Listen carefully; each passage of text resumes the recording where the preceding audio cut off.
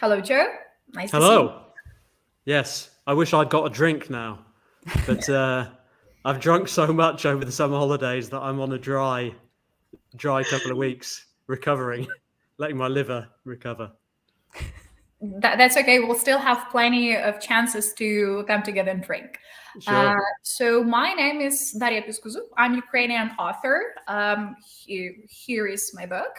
And I will be an interviewer / interpreter today. And I have my two beautiful colleagues above me. My name is Svetlana Taratorina. I am Ukrainian sci-fi and fantasy novel author. And we met with you, Joe, at Worldcon in Helsinki and in Dublin. And I'm your great fan. And I'm very glad to see you again in Ukraine, virtually. Oh, yeah. Thank you. Thank you. Good to see you. Hi, Joe. My name is Irina Hrabowska, and I'm a Ukrainian steampunk and fantasy writer. We never met, but I'm your fan, and I read a lot of your books. Thank you for coming. It's a pleasure. We're obviously linked by a mutual love of me, which is a very wonderful thing to have, I'm sure. It's good to see you all. Thanks a lot for having me on. So I've just told that we're gathering money today for the medical supplies for the Hospitaliers organization. They are currently saving lives on the front line. And I think today and yesterday I saw like a couple more appeals together for medical supplies, since there are a counter-offensive that are started in the south of Ukraine. So with offensive, there is always a lot of much more lives lost, a lot of injuries. So today we'll be gathering for the medical supplies. So I think it's high time for us to start. So we will be having some questions both from the first law and from for the writing, for the trafficking as well. We have, I think, only 4 books of yours translated in Ukrainian, but we have a lot of fans who've read some of those even in English. So we will try to balance out the questions, but please, if it's possible, try not to bring too many spoilers, because we will be severely punished by the publishers. Of course. And I hope that it will be amazing. So let's start with the first question. So the Blade itself, the first book of the first law trilogy, opens up with a lot of notions that are very common for the classic fantasy. We see wizards, we see knights, we see jewels, we see those harsh Northmen, etc. And then you open the book and start reading, and you understand that the book is actually very focused on the characters. It's very much dedicated to opening every single person, not only as a knight or a person who has assassinated a lot of people, but actually as real complicated people. So I wanted to ask you, was your interest in doing so a subversion of typical fantasy genres, or was it your way of introducing us to a very vast new world? Yeah, I mean, I think obviously I wrote that book quite a long time ago now, more than 20 years ago since I started that.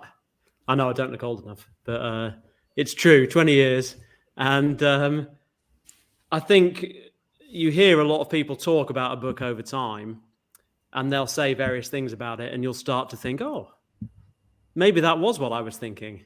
Maybe I am that clever, and I had a lot of brilliant ideas when I started out.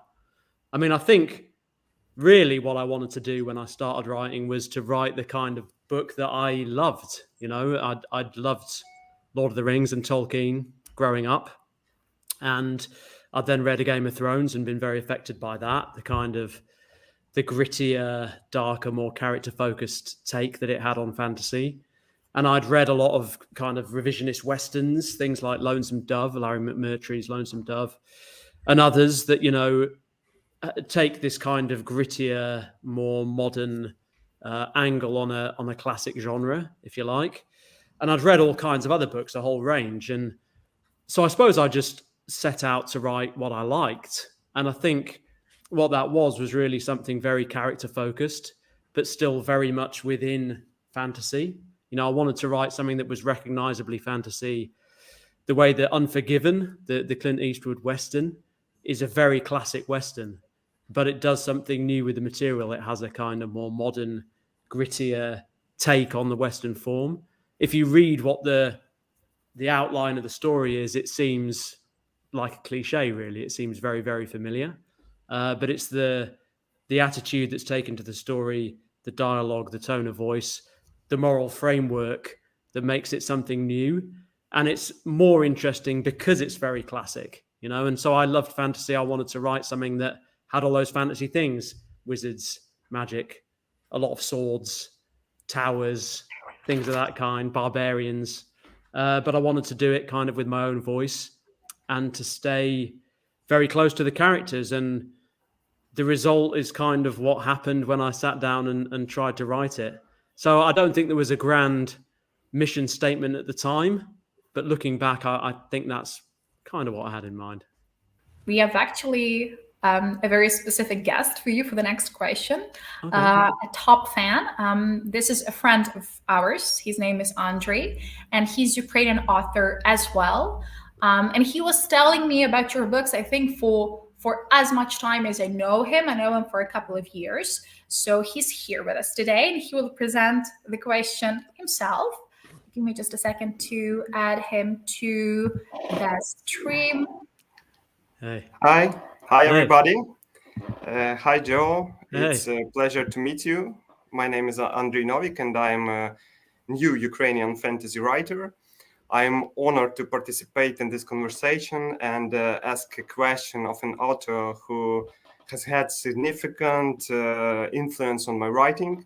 So thanks Фантастичні Talks for this opportunity. And my question is, Sandan Glokta is a well-known fan favorite in the first law, not only because of his difficult life path, but because of his sharp mind too. But yet in the next books, we see new characters rise up, just as intelligent and cunning as he is. So do you think there will be a character who outshines him after reaching his age? So as for me, I would vote for Savin, I think. Yeah. Oh, look, first of all, thanks so much for that. It's I remember meeting George R.R. Martin for the first time. He'd been a big influence on me, and that's always a big it's always a big thing to meet people who've had a kind of influence on me. So it's great to hear that I might have had an influence on somebody else. It's lovely. Thank you. Yeah, I mean, I think, you know, the first characters you come up with always have a kind of intensity and a quality that is often hard to recapture. So I like to go to new characters and not get dragged into the same old ground and end up, you know, it's easy to end up plowing the same furrow as a writer and write 15 Logan Ninefingers books or whatever it might be. I think it's important to keep trying to work with new characters, new types of people, stretch yourself as a writer and try new things. But you're always, in a way, trying to recapture the sort of immediacy and the exuberance that you have when you first put pen to paper. And so, you know, I think Glokta and Logan and some of those characters from the first law had this really powerful voice. You know, I've got better as a writer in many ways, but I'm still always trying, in a sense, to sort of recapture the intensity of the voices those characters had. And it's sort of an endless quest to be as good as you were the first time in some ways. In terms of clever characters, I mean, I suppose everyone has their moment in the sun. Everyone has their moment of victory, but no victory lasts forever. You know, they say all political careers end in failure. So I'm sure that eventually, you know, as Glokta rises, eventually he too must fall. Even the powerful wizards in the background, mentioning no names, you know, have their ups and downs. So certainly the little people will have their ups and downs too. Thank you. Yeah. Thank you for your answer. Oh, thank you. Thanks so much. I hope we will meet again. as soon Yeah, as one of these possible. days. Sooner the better, for sure. Yeah. And I have another question of your big fan, Ukrainian book blogger Grumpy Readerka. So she says, I'm fascinated how the number of female characters rises in your books, as well as how much deeper the characters become. How do you work on creating them? And who in the world of First Law character? Ooh, yeah. I suppose, you know, I'd read a lot of fantasy as a kid. Tolkien being the kind of granddaddy, if you will. And then, you know, things like Dragonlance and David Eddings and a lot of the classic fantasy of the 80s and 90s. And, you know, Tolkien is wonderful in many ways, but he wasn't brilliant on the female representation, I think it's fair to say. And, you know, a lot of traditional fantasy hasn't always been either. So I think when I set out to write the classic fantasy in the way, you know, that Unforgiven is a classic Western, I was very much, without really thinking about it, writing quite a male book with some very male characters, you know, a barbarian, a kind of sneering nobleman, a wizard, that kind of thing. They're very male tropes. And so also being a man, I think when you first start writing, you tend to reach for what is familiar and obvious. And I'd spent a lot of time in groups of men, you know, but by definition, not a huge amount of time among groups of women, you know, without any men there. So I think you naturally do what you know and what you've read. Fantasy was a very male genre, and I wrote a set of very male characters. And I thought I was being incredibly clever by having, you know, some offbeat female characters. And I'm very pleased with the female characters in the First Law, both of them, because there are basically only two. And in some of the reaction to the First Law, you know, this was really coming out before the time that there was a lot of feminist critique widely available on the internet. I mean, it's kind of routine now that books are subjected to that. Back in those days, 2006, I guess, it's kind of before Twitter, if you can imagine such a thing, and before, you know, the internet. And so I started to dimly perceive as I was 2 books in, I could have done better with some of the female characters, and there could be more of them. Just simply incidentally in the background, you know, there's this instinct where I need an innkeeper. Well, an innkeeper's a man. I need a smith, and a smith, that's a man. And, you know, a merchant, well, a merchant's a guy, you know. So every character suddenly, it's just full of men. Everyone's men, you know, and women are incredibly exceptions to be there. And so when I wrote my next book, which was Best Served Cold, I was kind of very conscious of this, and I thought I need to do a female central character. And so I worked with a female central character in Best Served Cold, although most of the cast was still male. Then The Heroes was my 5th book, and that was kind of very male, I think for a reasonable reason, because it's a book about war and the kind of macho concepts of heroism, and so it sort of made sense it was a male cast. Poor excuse, but there we go. And then with Red Country, as a kind of Western take, it naturally allowed for more women, and there was a female central character there too. But when I came to do Half a King and the Shattered Sea series after that, I thought, right, now I've got to do a bit better from this point of view. And so I kind of consciously designed a world that was much less patriarchal, and, you know, where there's a very important female sphere of power, which is almost coming to eclipse the male sphere, because money and finance and trade and knowledge are all considered kind of female in the way that war is considered the male sphere in those books. And so naturally you get a lot of very powerful and varied and various women in those books, which I was very kind of pleased with. And then the more recent books that I wrote, The Age of Madness, takes the First Law world into a kind of more industrial era. And so it felt like a time of social upheaval and social change, and that naturally there would be all kinds of new people, you know, lower class people, women, diverse people of all kinds, sort of finding ways to influence society in a way they hadn't before. And so in that book, you know, one of the characters is this female investor and a kind of networker, a socialite, you know, who's exerting a new kind of power in a new sort of society. And then there's another who's kind of, you know, has a sort of magical influence within this very male northern society. And so it was an opportunity to kind of have a much more evenly split cast. And I think there's just no downside to that, you know, because amazing thing I was told, a fact I learned after writing the first law, 50% of people are female. Incredible. Who knew? And so if you reflect that in your book, it's only natural that there be various people, and it creates a whole range of different kind of dynamics and relationships. You know, there's just so much more variety to the nature of things. And so it can be a bit more of a stretch writing female characters. And I think if you're a man, you may be second guessing yourself a bit more sometimes. It may be that I'll always be a little more comfortable and natural writing men, but that shouldn't mean you don't make the effort. And I think your books are probably better for it. Thank you for your women. No, thank you. Thanks for appreciating them.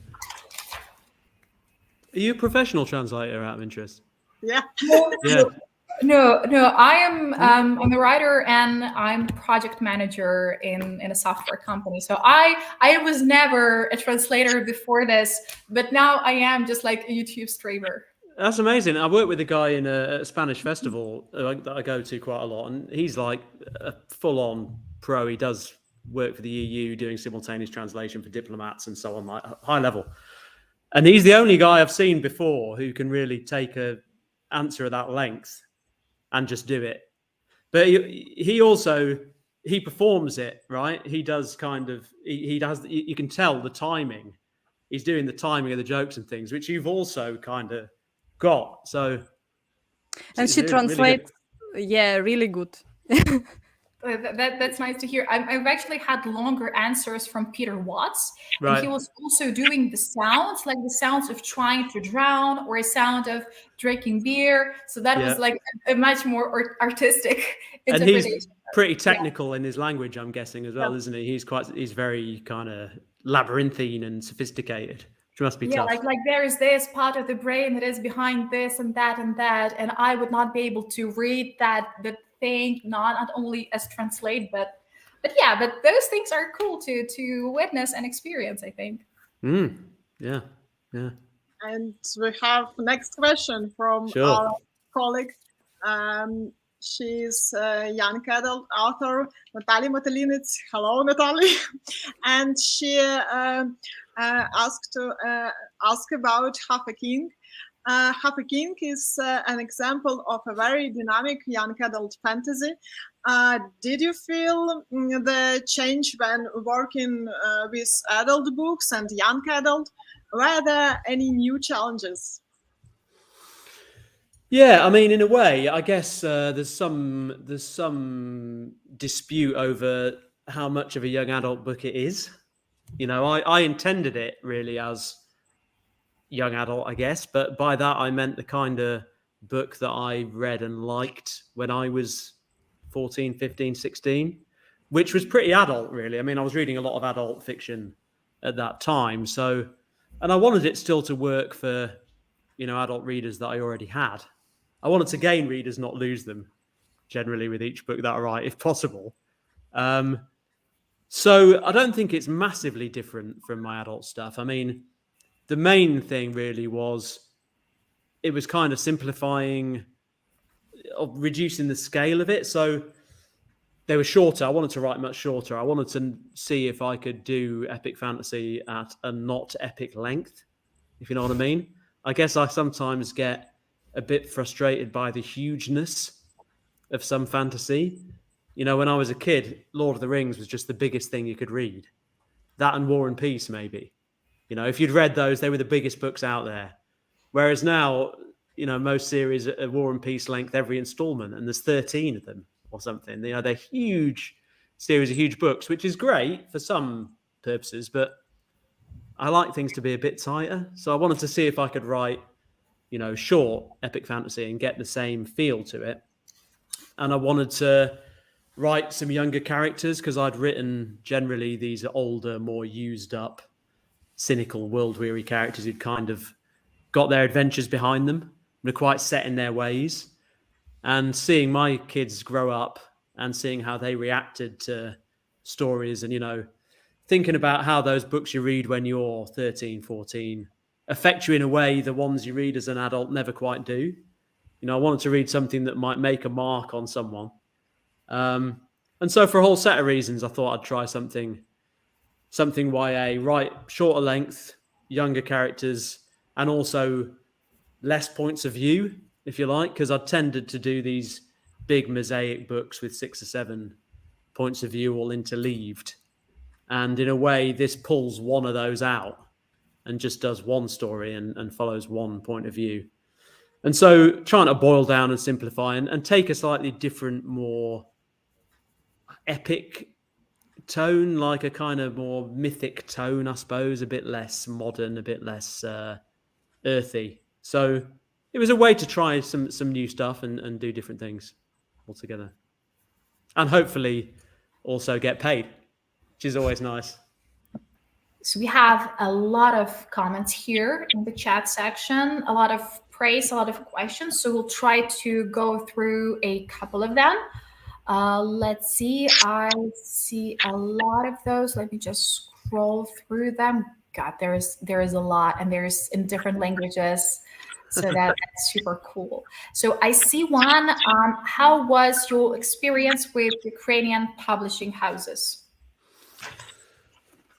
Yeah, I mean, it's interesting. You know, I'm published in, I don't know, I suppose 20 or 30 languages now, which is something you never think about when you're first writing in the middle of the night for your own amusement. You know, you have two halves to your brain. On the one hand, you think, I'm amazing and everyone is going to love this. And on the other hand, you think, who would ever be interested in this rubbish I dreamed up in the middle of the night for my own amusement? And so the idea of anyone reading it, let alone people, you know, translating it and reading it in other languages is always amazing. I mean, most of the time you're at quite arm's length from your publishers, your foreign publishers. You kind of, I sell rights to my UK publisher and then they tend to manage most of the relationships, or my UK agent manages the relationships depending. So sometimes you'll get some contact from a translator. Sometimes you'll get an invite to attend, you know, an event for one reason or another.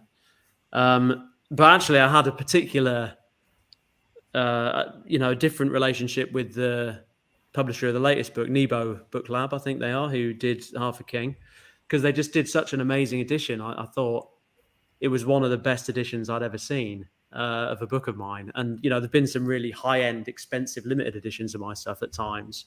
So the artwork was just beautiful. And not only was the artwork great, but it was really integrated into the book in a really clever and thoughtful way, you know, and it was not just good illustrations. It had really been thought about.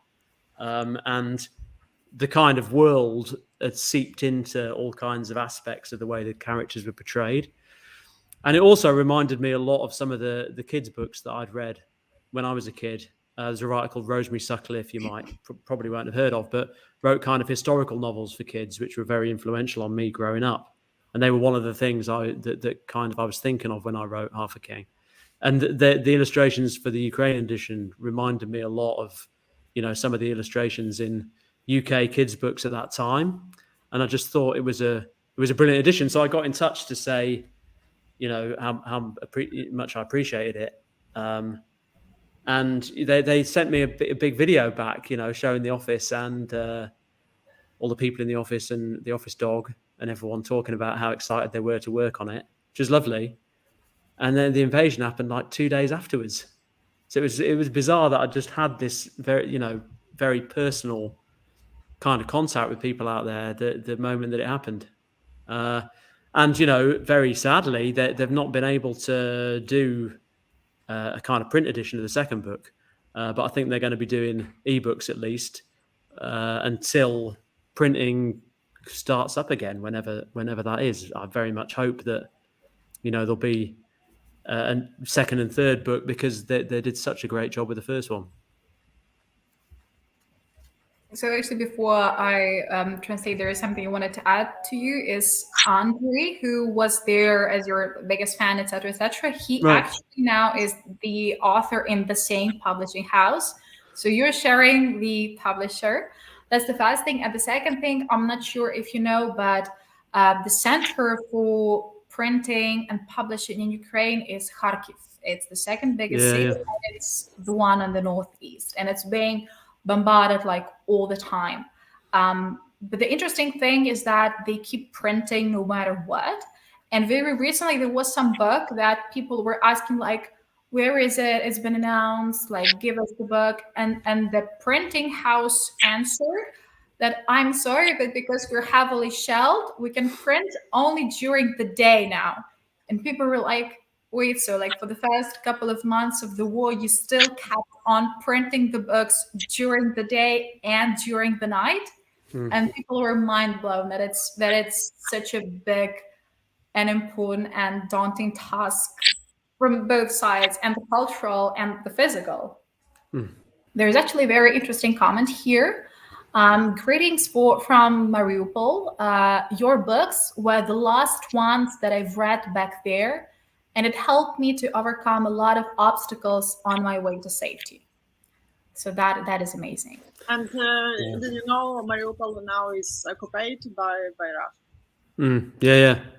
Yeah. I mean, it's always kind of humbling when people, when your books have had some kind of significant impact on people in any way. Sometimes people will email me saying, your book's got me through a hard time or something, which is always kind of shocking in a sense, because I don't know, you find it hard to believe anyone is sort of moved by them. But it's kind of amazing always to hear that sort of thing. There is this new comment that your books were the only ones that this woman took from Bucha when the war started. So I guess that there is a lot of people like this with us today. Wow. The next question from the audience is about the Red Country. When you were writing previous books, did you know that one of the characters would change the name and continue his story as Lamb? No, not really. I'd like to say I had a genius master plan for the whole thing, but generally, I kind of write one book at a time, or one series at a time anyway. And I suppose when I start thinking about what a book will be and planning how it will work and who'll be in it, I kind of, I think about who I need, what sort of characters I need. And I think about who's still alive from previous books and, who might be interesting, who might be useful, what role they could play in a new book, and without wanting to spoil anything, for Red Country, I kind of needed that. It's sort of a Western in a way within that fantasy setting. And so I needed that William Money figure from Unforgiven, that used up man of violence who's kind of retired and now is drawn back for one last job. And so it felt like I had a suitable character on the shelf from previous books. And so for that reason, I used that character because he felt like it fit, but I kind of try not to go back to using the point of view characters I've had in the past. So, when a character is a major point of view within a previous book, I try not to make them a point of view in future books if they turn up again. And I think that gives perhaps a slightly different shading. You've been in that person's head before, but now you see them from the outside, and that's something slightly different, something you can do something different with. So, I try not to go over the same ground if I can avoid it, because I think that's tiring for me and ultimately gets boring for readers in the end. But if there's something new you can do with the same people, the people you've already got, the settings and the ideas you've used before, then it's great to keep, some circularity and to look at how things move on and develop over time. Can I ask a question? Because I see another question from our fans, from your fans. What specific authors and books, fantasy or beyond, influenced and shaped your writing style the most? Ooh, it's different. That's really hard because I've kind of used to read. I don't read a lot anymore, weirdly, but I read a lot when I was younger, and all kinds of things. My mum was an English teacher, and so she kind of got me reading everything imaginable, from kind of classics, all kinds of Eastern books, European books, and a lot of English literature from all kinds of different eras, a lot of non-fiction, and then quite a lot of fantasy of varying kinds. And so, I think every book you read makes some kind of impact on you. Everything that you really like or that you really don't like, and then I think I'm at least as influenced by cinema often, and TV and video games, as I am by books as well. There's a lot of kind of filmic influences in there. I worked as a TV editor for many years, or 10 years before I started writing. And so, that I think is quite a big influence in the way that I write and the way that I kind of tell stories and edit. The way the book's put together is quite influenced by that experience. So there are, dozens, but I mean, some that stand out. Lord of the Rings, obviously. This is going to be really boring because they're all really obvious things. But Lord of the Rings, Wizard of Earthsea, Ursula Le Guin, Michael Moorcock's stuff was quite influential. Le Guin and Moorcock were both doing weird and crazy things when everyone was kind of aping Tolkien, or a lot of people were. So they felt fresh and different in a way that a lot of things didn't. And then, as I say, Game of Thrones, it's kind of obvious to say now, but there was a time when no one had heard of Game of Thrones. I liked it when it wasn't cool, when it first came out. And I'd kind of got out of fantasy. And then I read a Game of Thrones and I saw a lot of what I felt had been missing in terms of the kind of character focus and the grittiness and the shocks and surprises in it. It made it kind of fresh again. But then there's a lot outside of fantasy too. So James Ellroy was a big influence kind of stylistically, because he writes very much in point of view. He writes from the specific points of view, and each one feels very different. They feel like three books cut together. When he's writing from one person's point of view, it's full of their voice and the feel of that person. And that was kind of the way that I wanted to write. But then there are dozens of other writers. I mean, I could go on all day. I probably shouldn't. And we have one more question from our colleagues. It's from Natalia Dohopol. It's about how you create your fantasy world, so Middle Age-like. Where is your stop button to end the research and start writing? Because we all know that you read history book and research about these ages. Yeah, I mean, I think research can be fun, but it can also be quite a distraction. And actually, you don't want to forget that you're writing a story. And for me, the characters and the action and the dialogue are always going to be vastly more important than the setting. It's like in theatre, the set design is kind of important, but you can't have a great play with just good sets. You can have bad sets in a great play, but you can't have bad dialogue and bad characters in a great play. So I guess when I started writing, I felt this need to, have the world somewhat detailed. But quite quickly, as soon as I started experimenting with actually the writing, I just got much more interested in that. I got interested in how you construct a scene, where you use thought, where you use dialogue, how you pace things. I just got fascinated by the nuts and bolts of writing and putting a scene together.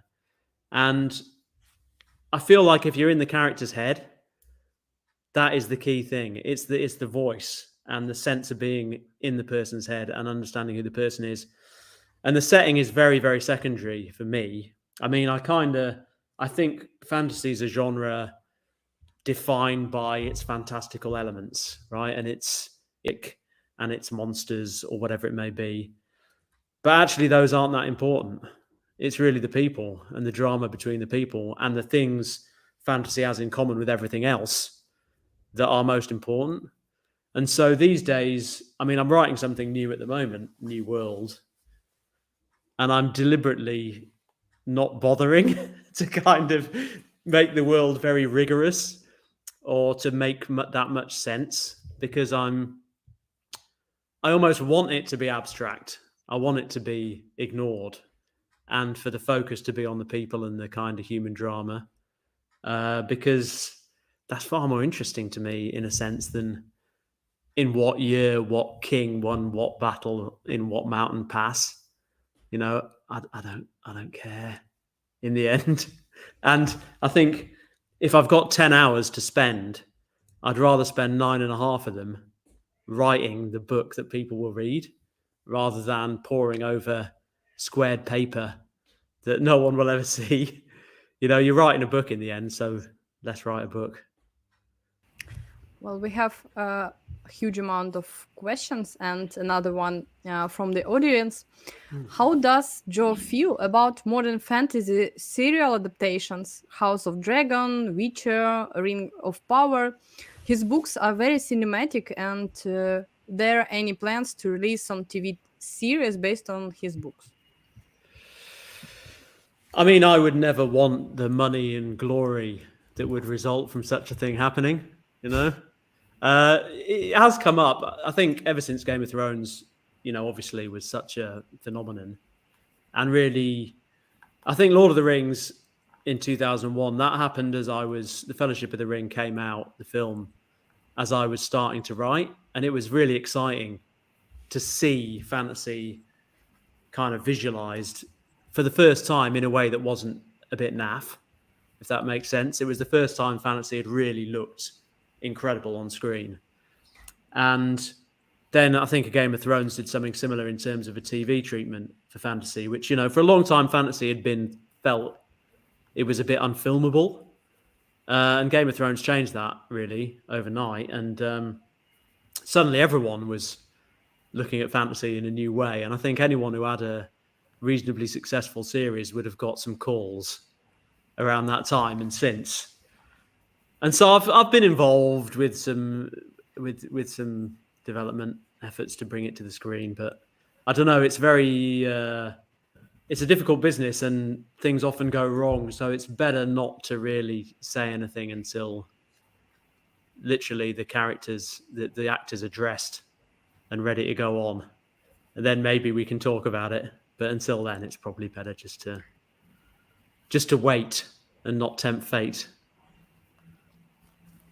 I saw your interview with Daniel Green, and he's asked you about Joaquin Phoenix playing Glokta. So I support this motion. I really hope to see Mr. Phoenix one day as Glokta. So really hoping that this will come true. I'll forward your feelings to him next time we speak. That's great to hear, both to Mr. Phoenix and to Daniel Green. Of course, yeah. Regular contact with both, naturally. Yeah, just coffee chats every single Friday. So like. And we have another question from our audience.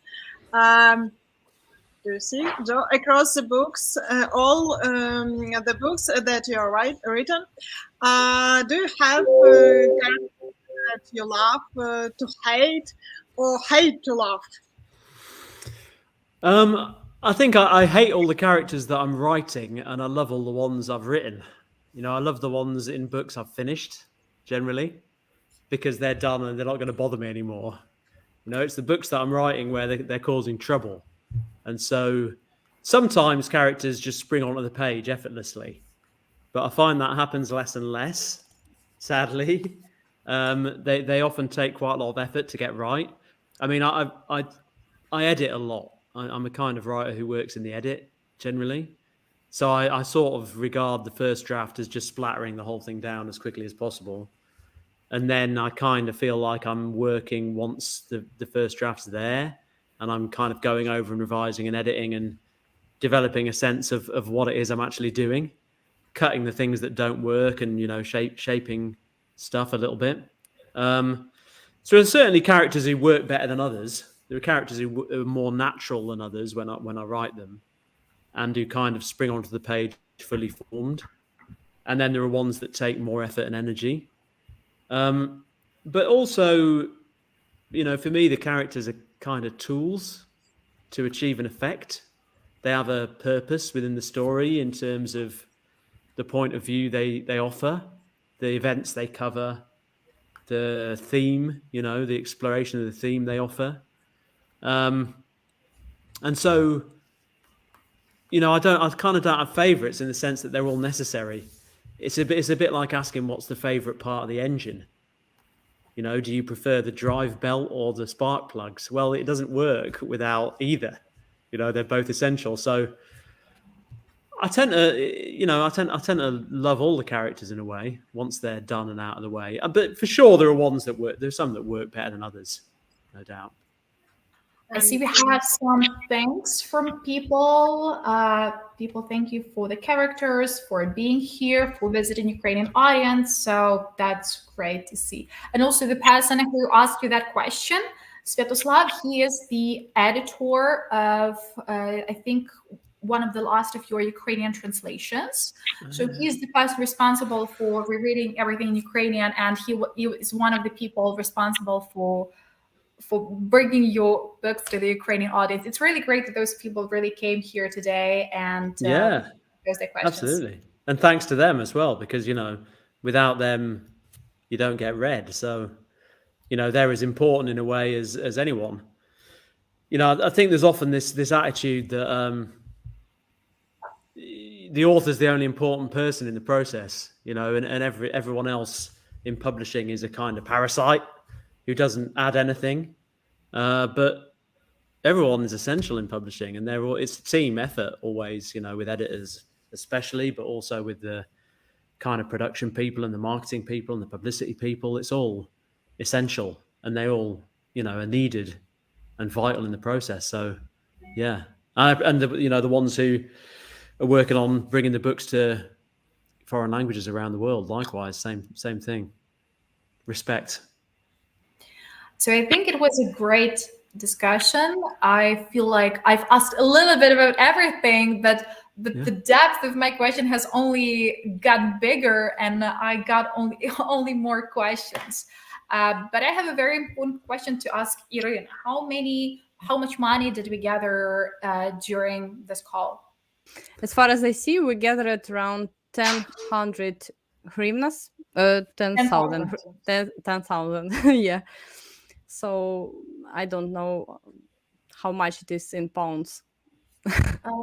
It's a substantial sum in hryvnias. Let me try to tell you in dollars, because that might be a bit easier for us. I don't know the exchange rate for British pound, unfortunately. So we gathered a bit less than $300, like $250, a bit like $270. Okay. So that is a great number. Ladies, I see another question on the screen. Is this one more? Is this the last one? No, it's it's a question. Yes, maybe it's last one. Joe, how was it to work with scenario of animated short film? Yeah, interesting. I mean, so I've known some of the guys behind Love, Death and Robots for a while. Tim Miller, particularly, I know quite well. Who's the kind of one of the central guys behind it. And so for the last series, he asked me if I'd adapt one of them. They're all, I don't know if you know what Love, Death and Robots is. They're kind of short animated films on Netflix, based often on short stories, science fiction, fantasy, horror short stories. And so I adapted one by a writer called Neil Asher about intelligent rats, as you do. And it was great. It was great fun. It was quite quick to do because they're quite short pieces. This one was, I think, 10 minutes, 8 minutes, something like that. And so it was good. It was great fun. I mean, it's amazing to see, to write something and then see it adapted and produced, and to kind of how some things work exactly as you imagined. Some are totally different. Some have been elaborated on, improved and expanded. And yes, it's brilliant to see something actually on screen that you've had that part in. Books is a very kind of private and lonely thing often. you know, you have moments like this, which are great, and you talk to your publisher and your editor at times. And when a book comes out, there's often quite a lot of kind of public and talking to people about your books. But for most of the time, you're sitting there on your own, wrestling with the work.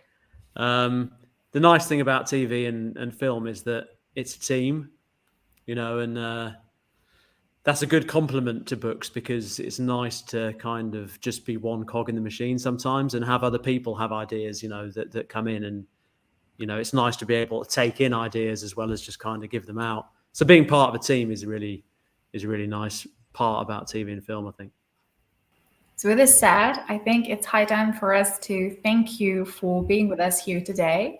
I really hope this is not the last interview that you have with Ukrainian audience. I do believe that great things are to come. And when the peace comes, maybe there will be something cool, maybe some offline festivals or something. Would be super happy to see you there. No, it'd be great. And it's been a great interview and very well managed, very effective, very well translated. So no, it'd be great to come out to Ukraine in the fullness of time. I'd love to do that. Yeah. Best of luck. Thank you. Thanks. Thank you for great meeting. Thank you.